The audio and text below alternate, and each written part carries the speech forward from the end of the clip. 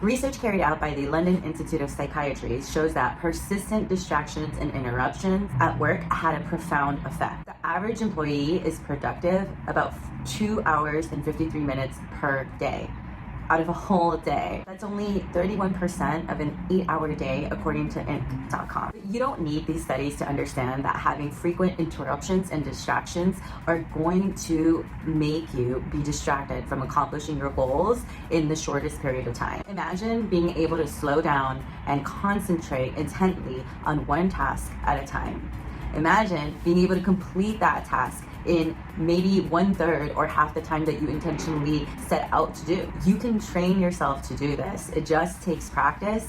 And in this video, we're going to describe the exact step-by-step process that you can use to get into the deepest, most productive work imaginable. These methods are compiled from research from books like Cal Newport's Deep Work and from experiences that I've had from going to meditation retreats by Joe Dispenza and working directly with him, and from completing programs like Alt MBA by Seth Godin, and from organizations like K-Day, who taught me how to go into deep work. And there are certain things that you can do to physiologically get yourself and train yourself to get into this state of flow, into this state of extreme concentration, so that you can create what you need to create in the shortest amount of time. Be sure to stay till the end so you know exactly how to implement this step-by-step approach so you can become your most productive self.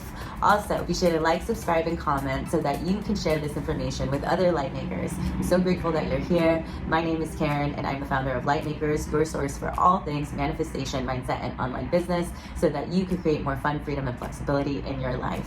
We help coaches, consultants, and experts create consistent client revenue streams with sales systems and automation. So definitely be sure to click below and apply for our next consistent client cohort if you want to make sure that you skyrocket your success and that you achieve over 10K months in the shortest period of time.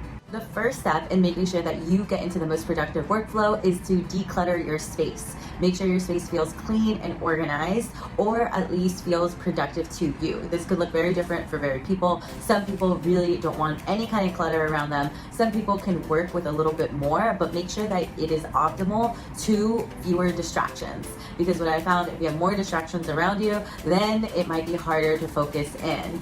I can work with beautiful light, and I love having a wonderful view in front of me, but some people really don't like that. They need to work in a closet, or they need to work in an enclosed area with no windows. So figure out what makes most sense to you and what is most optimal to you.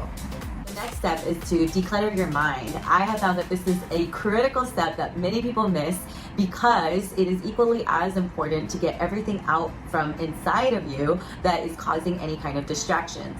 If you're hungry, if you need to go to the bathroom, if you have something on your mind that is just ruminating in your mind and keeping you from focusing on your work, that is going to be the biggest distraction I have found and my clients have found. What you can do is you can do things like journal out what is going on. If it's something that you need to process, go and make sure that you take care of every bodily or mind function that you need in order to really focus, but don't take too long. Obviously, make sure that you get into work as soon as possible.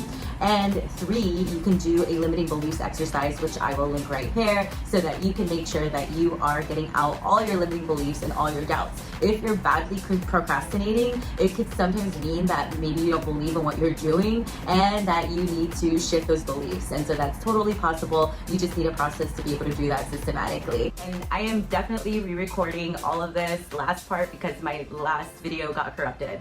So in this step, you're going to download your favorite time tracking app, or you can use a regular timer on your phone, or something visual that you could stand up in front of you. This is an example. This is a time timer, and you just basically can put in the time that you want. And so you have like a little visual representation while you're working. And in the updated versions, and I'll link it below, you could put a whiteboard here, and you can write the goal that you're working towards in this amount of time. And so you're basically using this to train your brain brain to focus exactly on the task at hand, and you could see what task it is. And so every time you maybe get distracted, you could return back to your time timer and your task at hand, and you could refocus. And what you're going to see is that every time you refocus, that's a mini micro win that you are training yourself, you're training your mind to focus on the task at hand and to stay on track. And pretty soon it's going to be a natural skill that you have built into your subconscious, and you're just going to be able to do it at will. And that is honestly going to make you unstoppable, because given the number of distractions that we have in the world nowadays, having the control of your focus is one of the biggest competitive advantages that you can have, full stop, period. So this is an incredibly important skill to be able to hone. As far as time tracking applications, there are definitely plenty. So you could use the timer on your phone, that's obviously free, or you can use something like Rescue Time. I use that one because I like to track my analytics and see where my time is being allocated to at the end of the week. You definitely don't need to use something like that. One thing I don't really appreciate about Rescue Time right now, and maybe they'll update it, is that I can't look back at my activities. It'll just analyze the websites that I'm going to, and so I really want to analyze my activities. So if there's a better app, definitely let me know. The other apps that I've seen or I've tried using on my own is an app through Set App, and Set App is basically a bunch of apps that you subscribe to. So instead of buying one app or paying for one app monthly, it's a subscription to multiple different apps. And they have a few timer apps like Pomodoro timer apps, and I really like that you can also make use of the other apps that they give you access to. I really like Clean My Mac on there and a few other apps. And I know a lot of people are big fans of Set App, so I will link it in the description box below as well. And if you have any suggestions or apps that you like as far as timing and analyzing where your time is going, definitely let us know in the comment box below, and I would love to hear what you're using and what your favorite ones are. This is the very last step. What you're going to do, and what a lot of people miss, is analyze. How did you do? So you're going to, at the beginning, write what you were working towards. You're going to time yourself. You're going to focus on the task at hand. And if you need to start with a lower period of time, so say you're starting with 15 minutes and you work your way up to 45 minutes of deep work, then you're going to see your progress over time. You're going to see your progress in terms of how long it takes to actually complete a task or actually achieve your goal, because a lot of people overestimate or maybe even underestimate how much the time they're going to need. So it's really helpful to see, were you on task, were you completing your goal, and then all that data is going to accumulate over time, so you can always analyze and you could see trends,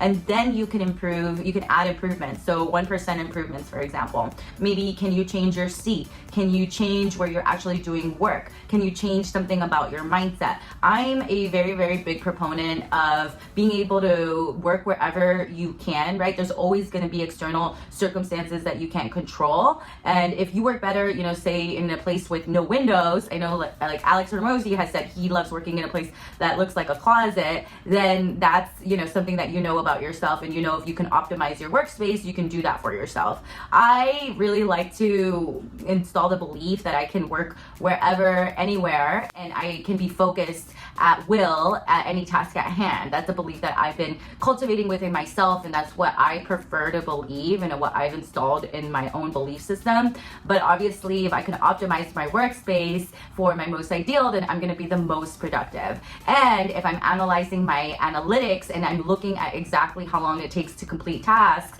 and I have a better gauge of actually what needs to happen, then as I'm doing my task for each part of my business, say right now I'm doing my own editing and I'm looking to see how long it actually takes. So I have a much better gauge and understanding of how long it would take if I hire a professional who would be able to do it faster, right? So I'm more well informed for each one of my vendors, especially as I work through each piece of my online business, because I'm gathering that data, and it's something that I have a deeper understanding of while I go and hire somebody that I know is going to be a lot better at me at that piece. So I know this has been extremely helpful. I have loved working with a focus app, a timer app. I've tried many different systems. I would love to know what you've tried as well. So definitely let us know in the description box below. Definitely like, subscribe, and comment, and you will be entered to win a new prize every single week. It's going to be different. Sometimes it's going to be money. Sometimes it's going to be a Chanel bag